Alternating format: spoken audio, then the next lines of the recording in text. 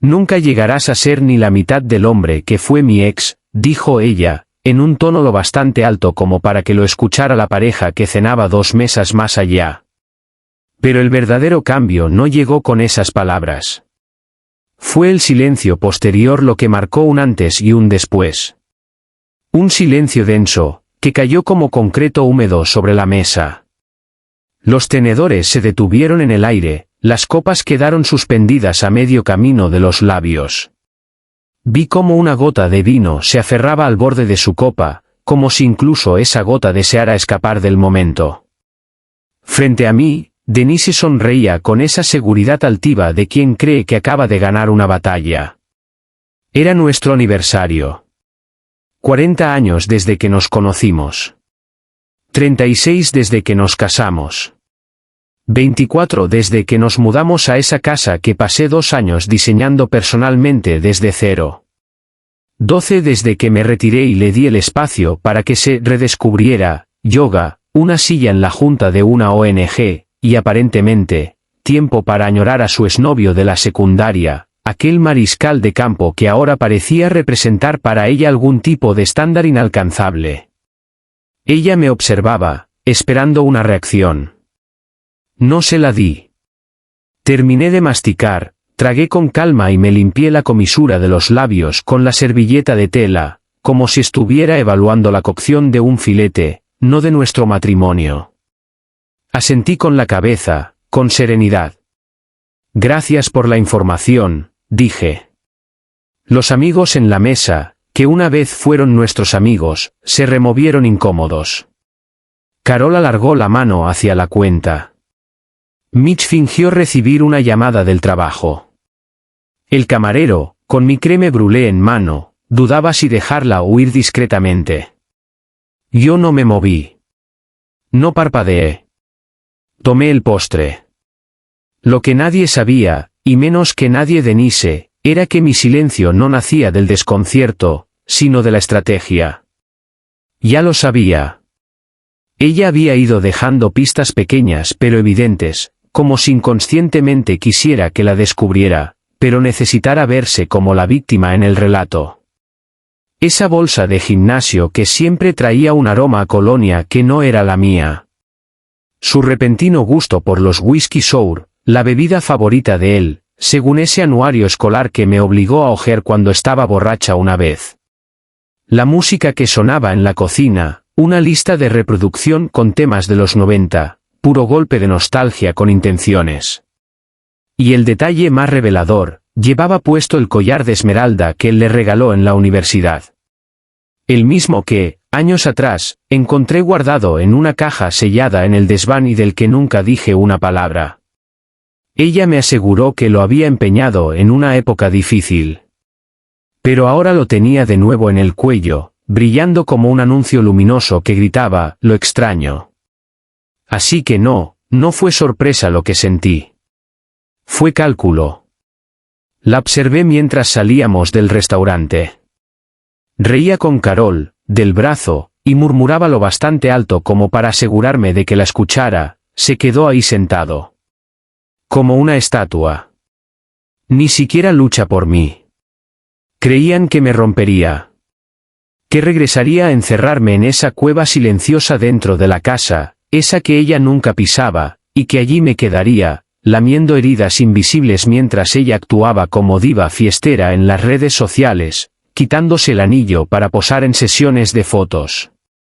Pero no me estaba lamentando. Estaba recopilando.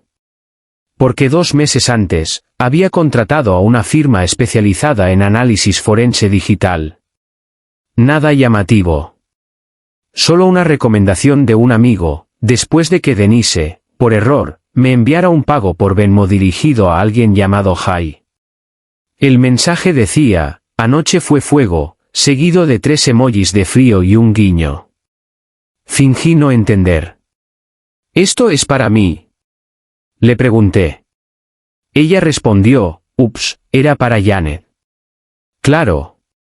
Janet. Esa misma que vive en Iowa y considera que enviar mensajes de texto es cosa del diablo. Ese UPS le costó todo. Ya tenía duplicado su teléfono, sin que se enterara, de forma legal y silenciosa. Cada foto, nota, respaldo de aplicaciones y nota de voz se sincronizaba con una carpeta en la nube a la que ella no tenía acceso. Ni siquiera revisé el contenido al principio. Dejé que se confiara, que se hundiera con cada brindis, que cavara su propia fosa con champaña. Y ahora estaba honda. Muy honda. Tras aquella cena, la última palada de tierra ya estaba echada. En el estacionamiento, me preguntó: ¿No vas a decir nada? La miré como si fuera una extra en la película de otro, luego desbloqueé el coche y me senté sin contestar. Dejé que hablara, que se sintiera victoriosa, que sacara su teléfono y escribiera, quién sabe a quién, sobre el perdedor con el que seguía. Pero yo lo había visto todo. Lo tenía todo. Cada foto. Cada pensando en ti enviado de madrugada. Cada susurro que creyó secreto, compartido con el fantasma de alguien que aún idealizaba. Esa misma noche, mientras ella dormía con esa sonrisa de superioridad, abrí mi portátil y escribí una sola palabra: proceder. Ella fue quien hizo público el archivo. Lo adjuntó con el título Revisiones preaniversario y lo envió. Mientras ella soñaba con su ex, yo reescribía su porvenir. Párrafo por párrafo. Cláusula por cláusula. Menos de 20 minutos después de llegar a casa, el primer mensaje apareció en el chat grupal. Todavía me estaba quitando los zapatos cuando lo leí. Se quedó ahí sentado. Como un perdedor. Y el remate. La verdad, fue demasiado fácil. Casi me dio lástima. Casi. 3 emojis de risa. Un gif de un gato aburrido. Una selfie bajo la lámpara del restaurante, conmigo de fondo, desenfocado, justo en el momento en que mordía. Lo subtituló: Este hombre todavía cree que estamos enamorados. Y todas se rieron. Carol, Lauren, incluso Mercy, su prima, aquella misma que sollozaba en nuestro sofá cuando su novio la dejó por otra más joven. Ahora también era parte del chiste. Yo no respondí. No la enfrenté. No di portazos ni lancé copas. Pasé por su lado en el pasillo. Ni siquiera levantó la vista del celular. Seguía riéndose. Seguía deslizando el dedo por la pantalla. Se burló. Tranquilo, Roger, fuiste un gran público. Me detuve un instante, solo para mirar el termostato. Ella siempre subía la temperatura cuando tomaba ese vino barato que la convertía en una narcisista sudorosa. Lo bajé de nuevo. Con calma. Con precisión quirúrgica. En mi despacho, encendí el MacBook Pro. El que ella no sabía que existía. No el principal. El otro. El silencioso. La carpeta ya estaba abierta, paquete de salida. Dentro. Copias en PDF del acuerdo fiduciario. Una hoja de cálculo con cronología detallada de cada transacción sospechosa en los últimos 18 meses. Capturas de todas sus conversaciones duplicadas. Una copia escaneada del acuerdo prenupcial que ella creía vencido, pero que seguía vigente. En un documento nuevo, una cláusula revisada de distribución de bienes, marcada como lista para revisión legal. Escribí un breve mensaje. Miles, tal como lo hablamos, inicia el procedimiento bajo la cláusula de difamación pública. Refiérete al anexo 3, páginas 4 y 7. Sube toda la documentación al portal judicial. Activa el marcador de confidencialidad sobre el asunto. Y adjunté el archivo, titulado simplemente, Revisiones-preaniversario, PDF. La carga fue instantánea. Mi conexión nunca fallaba. Me detuve un instante antes de pulsar enviar. No sentí satisfacción, ni venganza. Solo esa quietud extraña que aparece cuando te das cuenta de que la persona que vive al otro lado del pasillo, ya no está. No realmente. Denise aún reía sola cuando pasé por la cocina. Ahora estaba en videollamada con Lauren, contándole el brindis como si acabara de ganar un trofeo. Y le dije, nunca serás ni la mitad del hombre que fue mi ex. Tendrías que haber visto su cara. La voz de Lauren se colaba por el altavoz. Dios mío, eso es icónico. Te lo juro, deberías estar en Real Housewives. ¿Y reaccionó? Nada, dijo Denise, bebiendo un largo sorbo. Como una estatua. Sinceramente, creo que está perdiendo la cabeza. Esto lo hace más fácil. Volvió a reír. Esta vez más fuerte. Yo me quedé quieto, al lado del refrigerador, lo suficiente para ver su reflejo en la puerta del microondas. Estaba encantada consigo misma. Tan segura. Tan completamente ignorante de lo que realmente había hecho. No solo humilló a un hombre esa noche. Rompió su propia red de seguridad. Lo curioso del tiempo es que la mayoría no se da cuenta de que ya cayó en la trampa, hasta que ésta se cierra. Cuando terminó su tercera copa, mi abogado ya había presentado la solicitud de revisión urgente. La casa que ella pensaba que era de ambos, ahora aparecía como bien sujeto a revisión patrimonial. La cuenta compartida con la que compró zapatos nuevos la semana pasada, congelada por orden judicial. Ella creyó que me avergonzaría delante de amigos. Pero lo que realmente hizo fue entregarme pruebas legales, con testigos presentes. El disparador más poderoso no es la ira. Es el silencio. Y yo ya lo había activado. A la 1:17 de la madrugada, su risa cambió. No era la misma carcajada fuerte, forzada, que usó en la cena para llamar la atención. Esta era más baja. Íntima. Ese tono que antes reservaba para bromas privadas o confidencias en la cama. La escuché a través de la pared. No era fuerte, pero sí lo bastante aguda como para atravesar el yeso y la dignidad. Estaba acostada. Las piernas enredadas en las sábanas caras que compré el otoño pasado. Susurraba por teléfono como una adolescente desobediente escondiéndose de sus padres. No necesitaba oír lo que decía. Ya tenía una copia. Denise no sabía que sus respaldos de iCloud estaban replicados. No usé software espía, ni nada ilegal. No soy un idiota. Utilicé un truco de recuperación que me enseñó un amigo informático, después de que su propio divorcio hiciera cenizas de su vida. Se trata de vincular un segundo dispositivo iCloud al mismo ID de Apple. Se registró en silencio. De forma legal, verificable. Todo le pertenecía a ella. Cada archivo que había guardado, yo lo vi. Cada mensaje. Cada foto en vivo. Incluso aquellas que borraba segundos después de enviarlas. Así supe cuando escribió, adivina a quién humillé esta noche. Vi la imagen que adjuntó. Era yo. Mirando hacia abajo, fijamente a mi crème brûlée. El fondo borroso.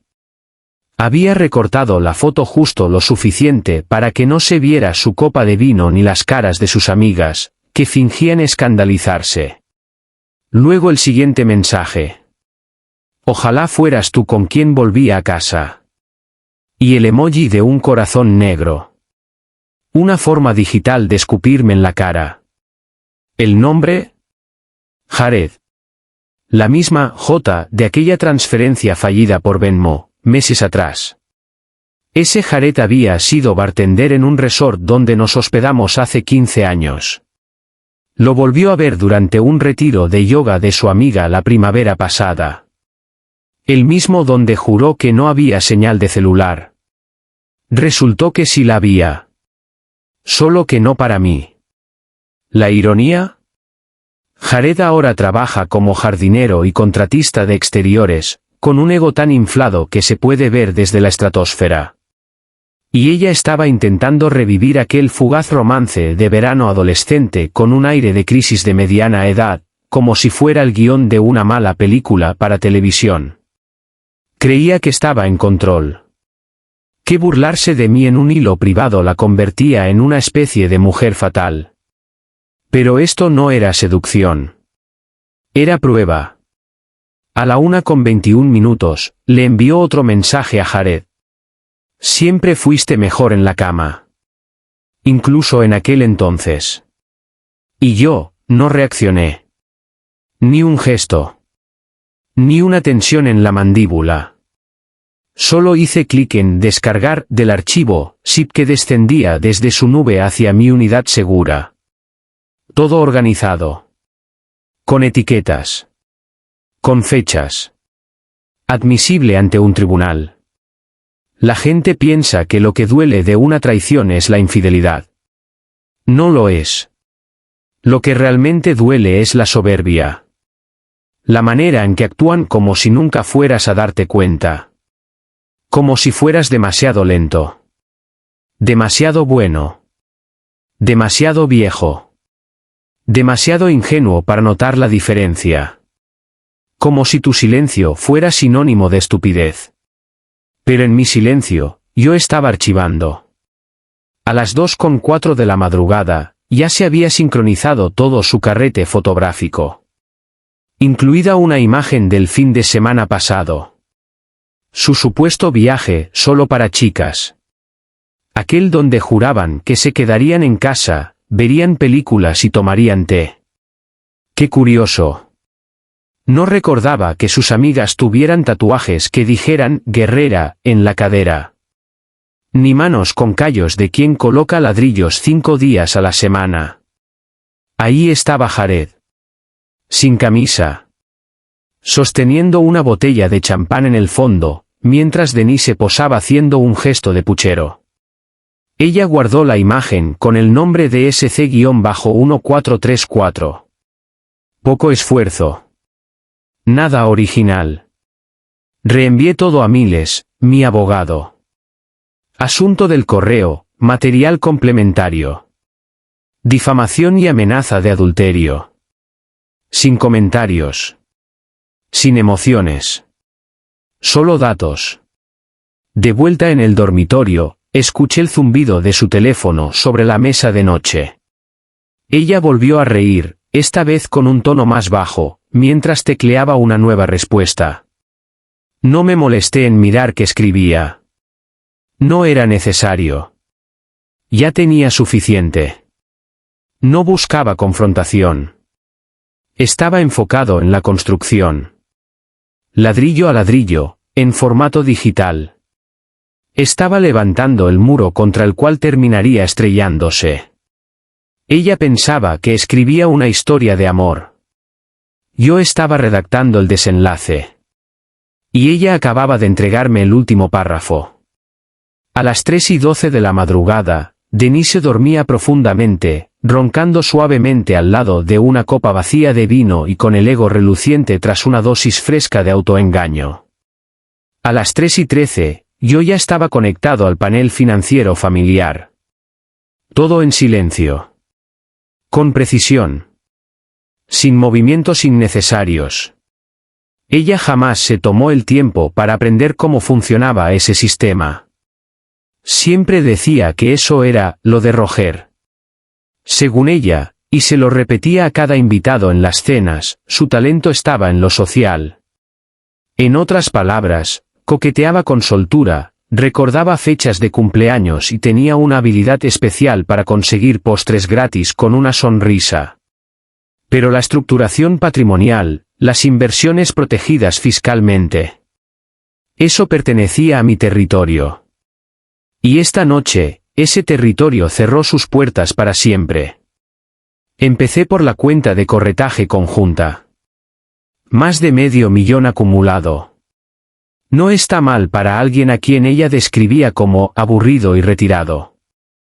Yo ya había colocado los cortafuegos hacía un año, cuando Denise comenzó a perder interés en nuestros rituales de domingo.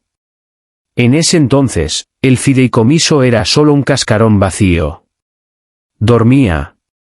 Esta noche, despertó. Moví el dinero rápidamente al fideicomiso Calhoun Heritage. Irrevocable. La palabra clave, irrevocable. El nombre de Denise jamás había estado asociado a ese fideicomiso. Ni siquiera remotamente. Calhoun es el apellido de soltera de mi madre. Incluso lo usé en los documentos legales, por si ella llegaba a curiosear. A las 3:26 de la madrugada, el fideicomiso ya era propietario de todo. La cuenta de corretaje, el fondo inmobiliario post-jubilación, mi plan de pensión acumulado. Y un pequeño extra. Los derechos residuales de una patente nocturna que vendí en 2009. No era mucho, pero tenía su valor simbólico. Después, la casa. Denise creía que era de ambos.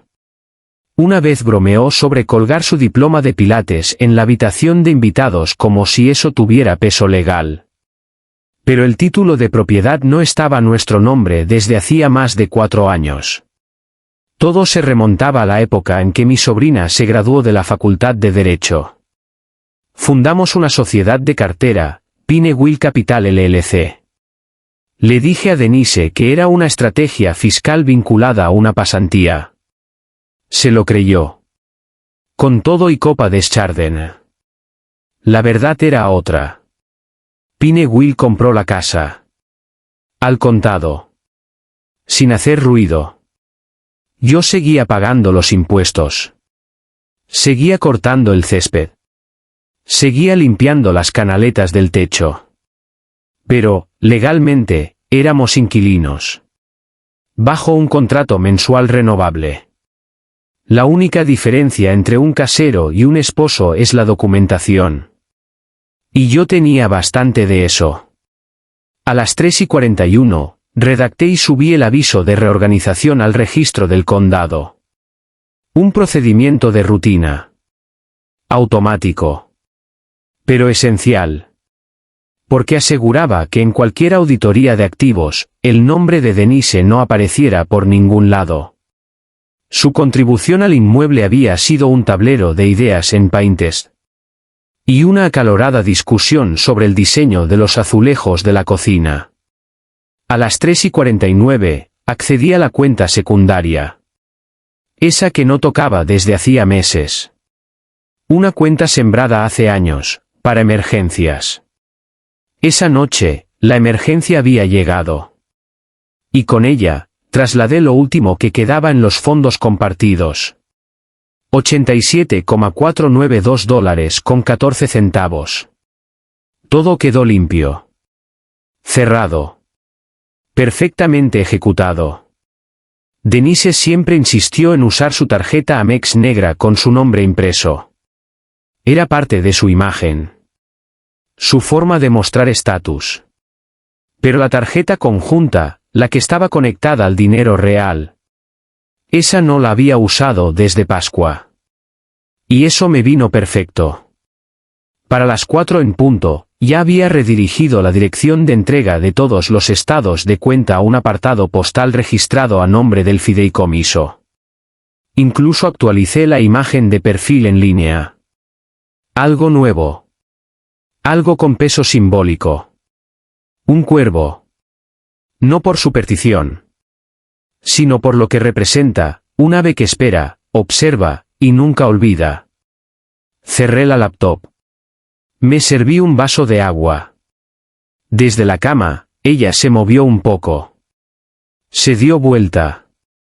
Murmuró algo como: MGGH, el termostato otra vez.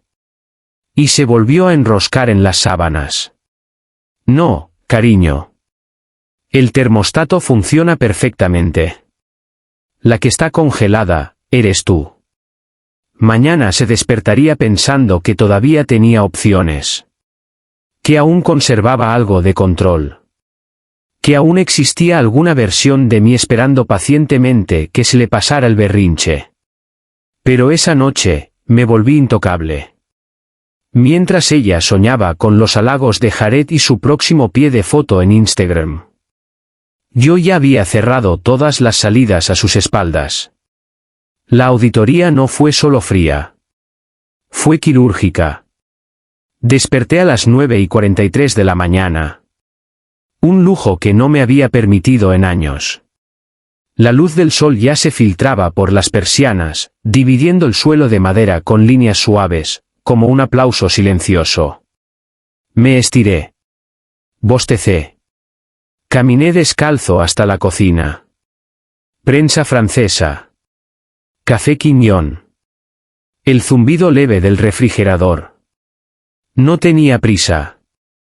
Que el mundo gritara si quería. Había construido este instante para que fuera silencio puro.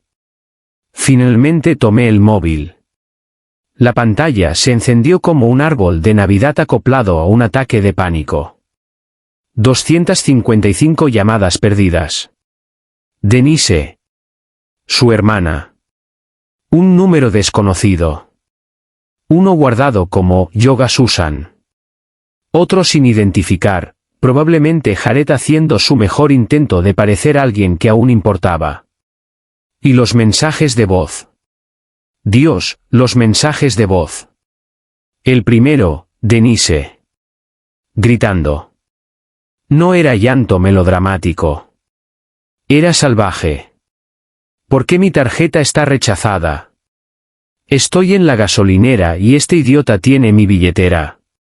Roger. Llámame ahora mismo. Respiraba como si acabara de correr un maratón alimentado por derecho propio y tragos de espresso. Siguiente mensaje. Su hermana. Cynthia. Con ese tono fingidamente dulce. Pero alterada. Roger, no sé qué está pasando, pero Denise está fuera de sí. Dice que la casa, tu casa, está cerrada con llave. ¿Cambiaste las cerraduras? ¿Estás bien? Seguro es un malentendido. Ah, esa palabra otra vez, malentendido. Como si la infidelidad fuera solo una falla en la comunicación. El tercer mensaje fue mi favorito. Número de Jared. Breve. Cortante. Oye, hombre. No sé qué está pasando, pero Denise está muy afectada. Pensé que podríamos hablar. Clic. Ni siquiera lo terminé. Dejé que el mensaje se borrara solo. Como si ni valiera el espacio de almacenamiento. Mientras tanto, los mensajes de texto llegaban como granos de maíz estallando en una olla caliente. Roger. Esto no tiene gracia. ¿De verdad me estás dejando afuera? La compañía hipotecaria dijo que el nombre de la cuenta cambió. ¿Dónde está nuestro dinero? ¿Qué hiciste? Cada mensaje era más desesperado que el anterior. Pero lo que realmente me llamó la atención no fueron sus gritos, sino las marcas de tiempo. Su primer intento fue a las 7:12 de la mañana, justo después de intentar comprar café. Su Amex fue rechazada. Pensó que era un error técnico. Luego su tarjeta de débito también falló en la gasolinera. A las 7:30 ya estaba en casa de su hermana, usando el teléfono de Cynthia para marcarme una y otra vez. A las 8:15, llamó al banco. A las 8:27, las palabras modificación no autorizada de cuenta probablemente salieron de sus labios por primera vez. Y a las 8:59, llamó a su abogada. Lo sé porque el departamento de fraudes del banco me llamó para verificar todo a las 9:01. Justo mientras servía mi segunda taza de café. Lo confirmé sin dudar. No me estaba escondiendo. Solo estaba reordenando las piezas. A las 16 llegó el último mensaje de voz. Denise de nuevo. Más callada esta vez, pero con una amenaza clara en el tono. Si no me devuelves la llamada, te juro por Dios que esto se va a poner feo. Te voy a destruir, Roger. ¿Crees que eres listo? ¿Crees que tú eres la víctima aquí?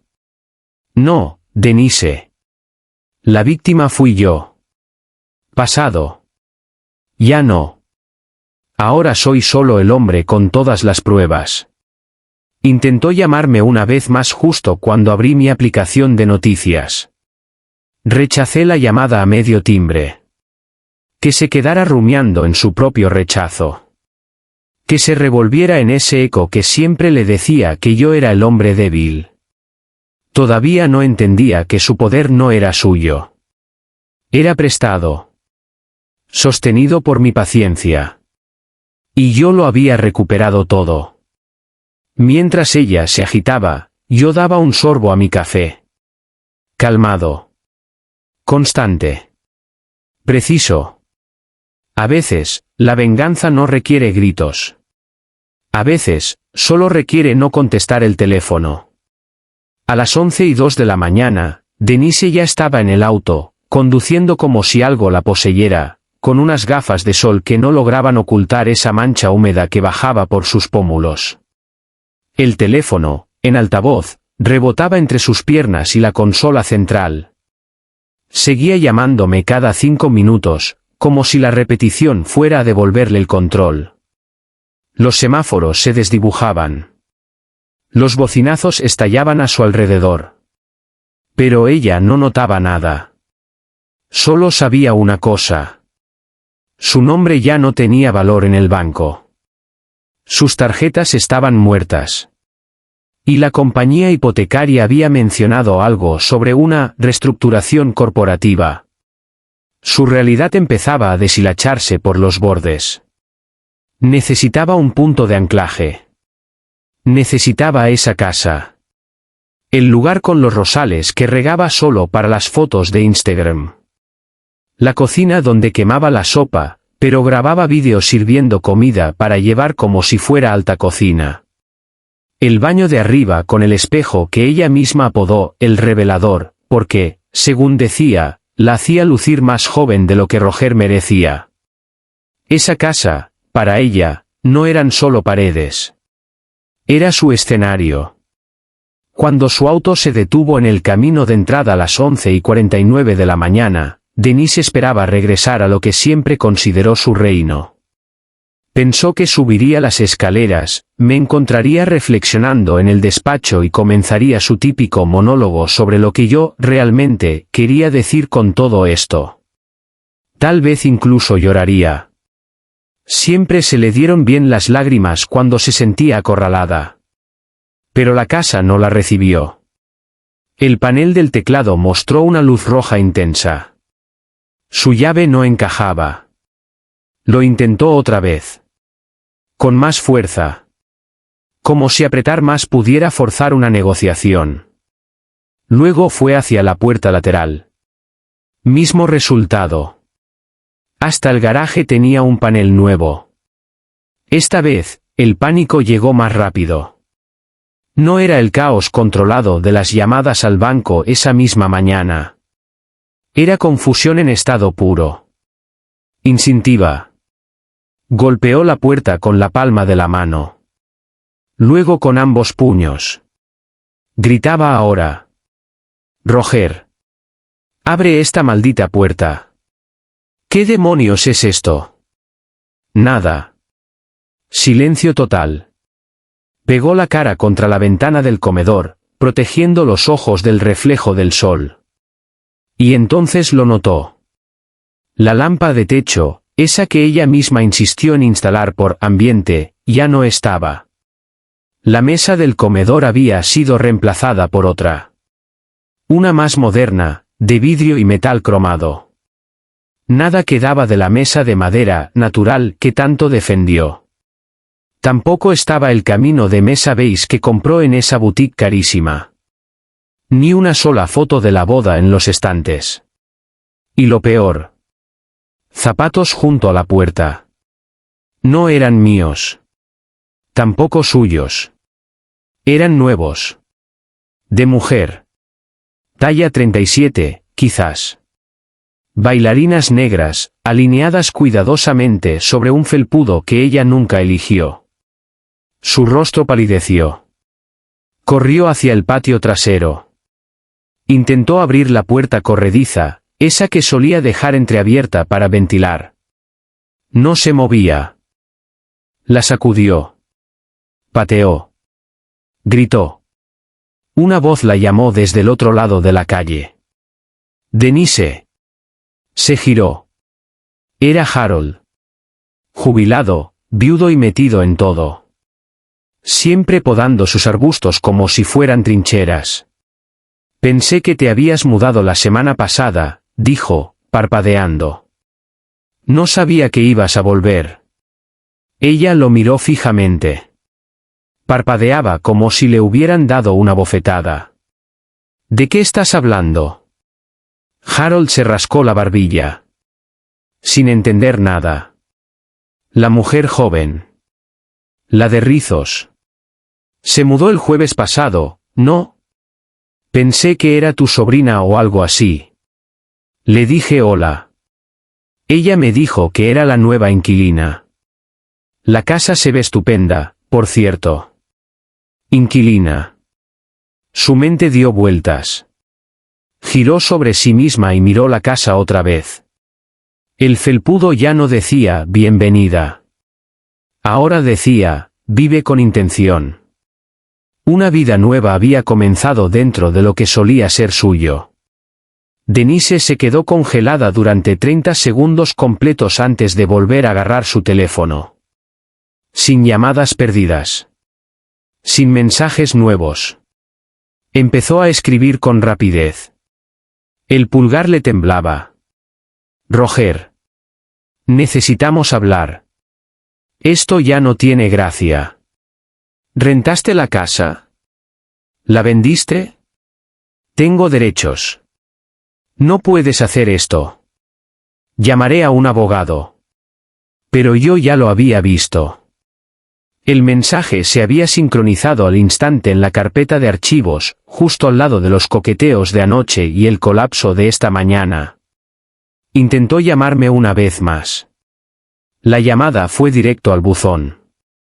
Y al otro lado de la ciudad, yo estaba sentado en una cafetería del centro, sorbiendo espresso. Leyendo el contrato de arrendamiento que redactó mi sobrina. Contrato por 12 meses. Pagado en su totalidad. Inquilina. Claire Harper. Mi sobrina. Licenciada en Derecho. Crédito impecable. Tolerancia cero al drama. La casa no había desaparecido. Simplemente, había seguido adelante. ¿Y Denise? Quedó atrapada afuera, excluida de una vida que creyó poder humillar sin perderla. El timbre sonó exactamente a las 3:06 de la tarde. Cynthia abrió la puerta aún en bata, visiblemente molesta. Estaba en medio de su segunda mimosa y no era amante de las sorpresas. Menos aún si venían en forma de mensajeros con portapapeles. Necesito firma, dijo el hombre, sin expresión. Uniforme marrón, carpeta impecable, sobre grueso como para bofetear con él. Sin remitente. Para Denise R. Empezó él. Es mi hermana, interrumpió Cynthia. Espero, respondió el hombre, ya alzando el lápiz óptico. Denise bajó pisando fuerte por el pasillo. Descalza. Con el teléfono aún en la mano tras su 50ª llamada fallida a mí. El cabello revuelto. El delineador corrido como pintura de guerra. Parecía salida de un maratón legal con reglas cambiantes. Firmó sin leer. Pensó que era del abogado. O del banco. Tal vez incluso una carta de disculpa de mi parte, con flores dentro.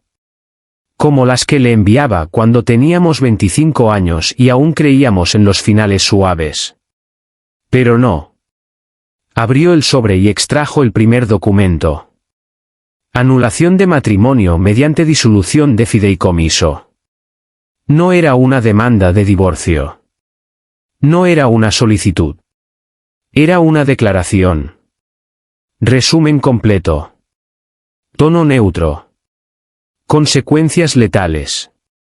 El fideicomiso que protegía cada bien quedaba, oficialmente y sin retorno, desligado de ella. Sin apelación. Sin opción de renegociación. La segunda hoja. Notificación judicial. Transferencia de propiedad validada. Sellada. Firmada. Oficial. La casa de la que la acababan de expulsar. Jamás había sido suya.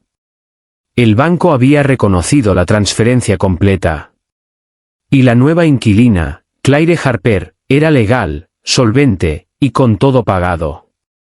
Denise tenía tanto derecho como un mapache en la puerta delantera. La tercera hoja. Una imagen estática. Resolución baja. Recortada. Pero inconfundible. La pantalla de su móvil. Burbuja de mensaje. Adivina a quién humillé esta noche. Debajo, mi rostro. Aburrido. Masticando un trozo de carne. Sin saber que ella montaba una escena para el hombre con el que llevaba fantaseando todo el año.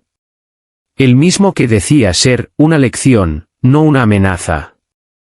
Denise se quedó mirando la imagen.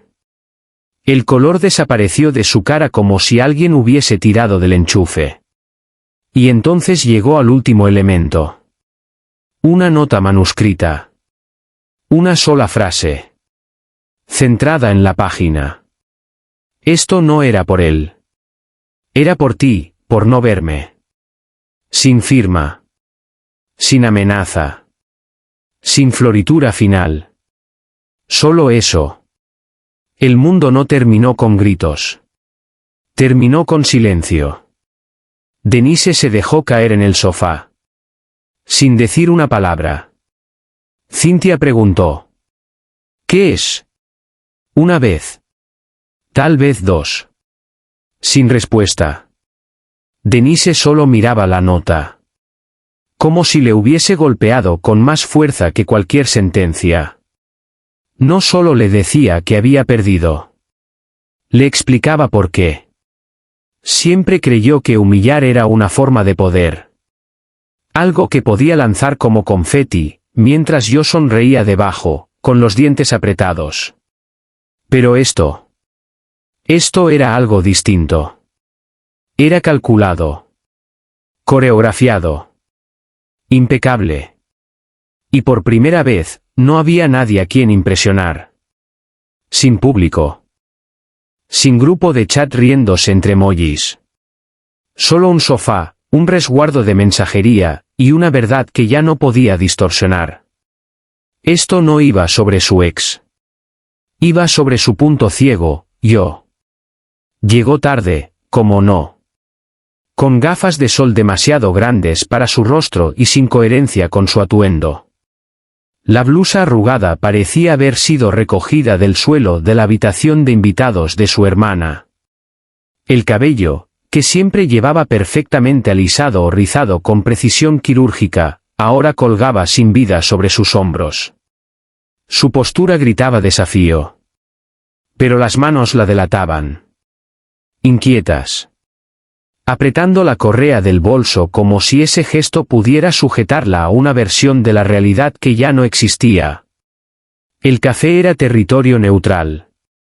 Zona media de la ciudad. Lugar intermedio, sin recuerdos. Sin historia compartida. Solo paredes beige, y haz de fondo y el zumbido de una máquina de espresso decente. Yo ya estaba sentado. Café negro. Sin crema. Sin azúcar. Solo el sabor seco del cierre. Ella me divisó. Se ajustó las gafas como si fueran armadura. Y caminó hacia mí con esa compostura falsa que agota más que correr. No saludó. No se sentó de inmediato. No tengo idea de lo que se supone que quieras demostrar con esto, dijo, con tono cortante, brazos cruzados. ¿De verdad crees que andar jugando con tecnicismos legales te hace ver fuerte?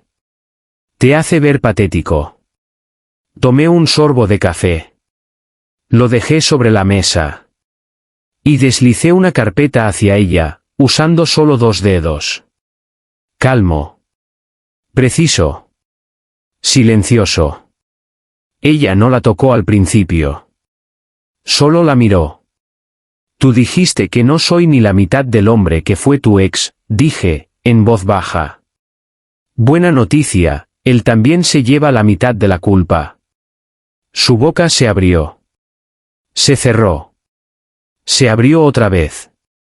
¿Qué es esto? Documentación, respondí. Por si necesitabas ayuda para recordar quién fue quién. Finalmente, la abrió. Primera página, cronología de transacciones bancarias. No mías. Suyas. Compras con etiquetas. Reservas de hotel. Retiros en ciudades extrañas. Todo cruzado con fechas y horas. Comprobado con las fotos que me enviaba, supuestamente desde otros lugares. Segunda página, registros GPS. Su móvil. Su coche. Historiales de ubicación obtenidos legalmente a través del acceso compartido de nuestra póliza de seguro vehicular. Nunca lo actualizó. Siempre decía que yo era demasiado a la antigua como para entender de tecnología. Pero resulta que solo era silencioso. Tercera página, fotografías. Tomadas por un investigador privado. 6 semanas de seguimiento. Denise besando a Jared en el estacionamiento de un Holiday Inn Express.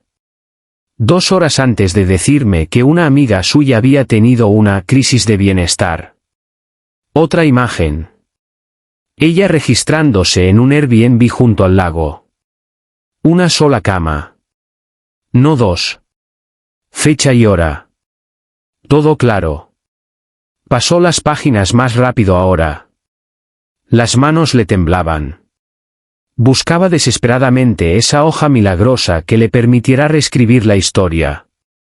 Justificar lo injustificable. Retomar el protagonismo. Pero no llegó. En lugar de eso, alcanzó la sección final. Sus propios mensajes. Impresos. Subrayados. Siempre fuiste mejor en la cama. Ojalá fueras tú a quien vuelvo cada noche. Roger solo se sienta ahí. ¡Qué broma! Observé con claridad el instante exacto en que ella lo entendió. No solo que yo lo sabía, sino que lo había planeado saberlo. Que no me tropecé con la verdad, sino que la había construido, paso a paso. Esto es bajo, murmuró, apartando la carpeta como si pudiera morderla. No, Denise, dije. Tú fuiste quien bajó. Yo solo guardé los recibos. Parpadeó con rapidez. La voz más tensa ahora. Podrías haber venido a hablar conmigo. Podríamos haberlo discutido como adultos, trabajar en ello. Por el amor de Dios, Roger, tenemos historia. Me incliné ligeramente hacia adelante, con una sonrisa sutil. Justo la necesaria para que doliera. Tú tuviste una elección, sociedad o espectáculo. Elegiste el escenario.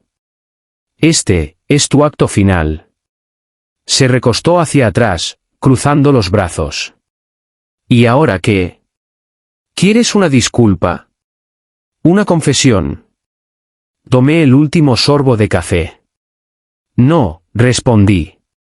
Quiero exactamente lo que ya tengo, paz. No se levantó.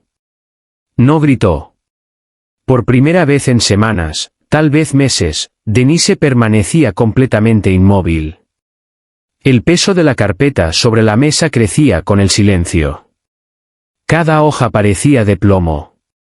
Cuando me puse de pie para irme, me detuve brevemente tras su silla. Te dejé jugar tu partida, le dije en voz baja. Ahora solo estoy cobrando el marcador. Y salí. Sin frase final. Sin mirada de despedida. Solo silencio. Y ella, sola, frente a los documentos que revelaban que su espectáculo había terminado. El correo electrónico llegó a las 8:03 de la mañana en punto. Asunto: citación obligatoria, revisión confidencial de mediación. Provenía de un despacho legal que no reconocía. El tono era formal. Sin amenazas dramáticas. Sin mayúsculas ni exclamaciones. Solo una fecha, una hora y una dirección en el norte de la ciudad. Preciso. Profesional. Quirúrgico. Denise lo reenvió a Cynthia con un mensaje breve. Roger y sus jueguitos legales otra vez, cara con ojos en blanco. Da igual. Iré y lo frenaré. Se presentó.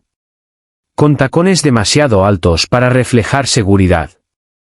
Y un maquillaje tan espeso que desentonaba con la mañana. Entró al edificio como si aún fuese la protagonista. Como si aún pudiera manejar la narrativa con suficiente labia. La recepcionista le ofreció un vaso de agua. Lo rechazó.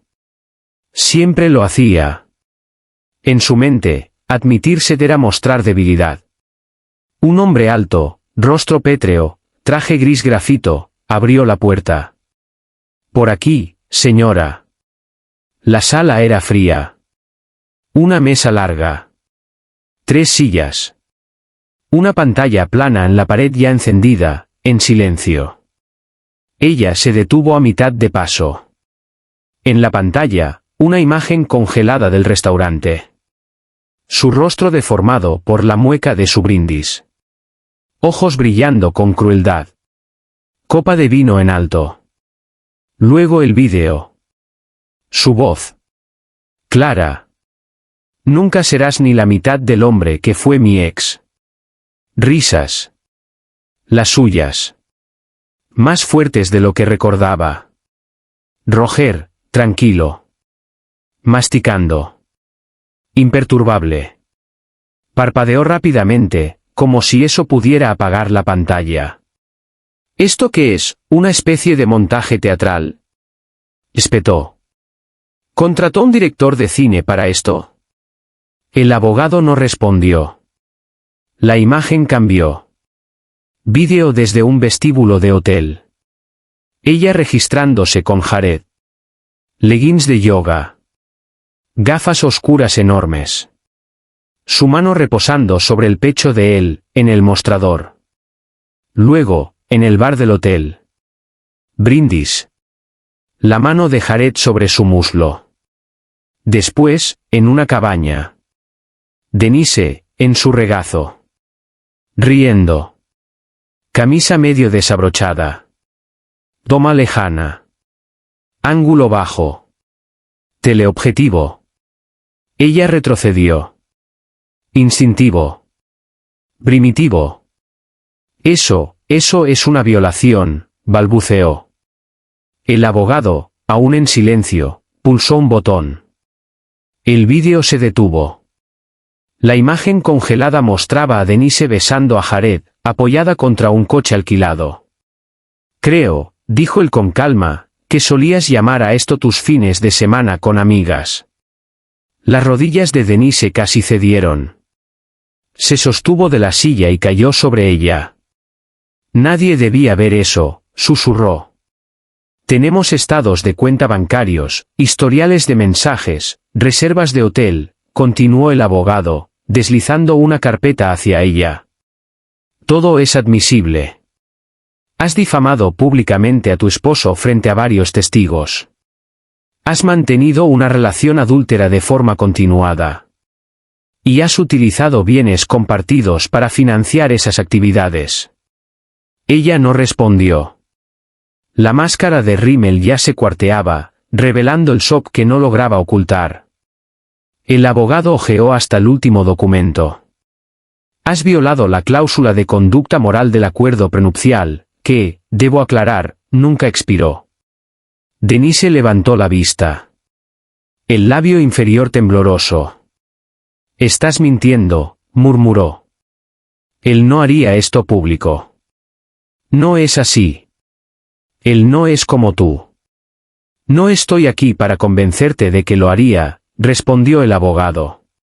Estoy aquí para preguntarte si prefieres que no lo haga. Silencio. Luego sacó una pluma del maletín. Estas son las condiciones. Renuncias a cualquier reclamo sobre la propiedad. No hay pensión conyugal. Conservas tu coche, tus pertenencias personales y un modesto pago compensatorio del fideicomiso. Firmado. No negociado. Denise bajó la mirada hacia la carpeta.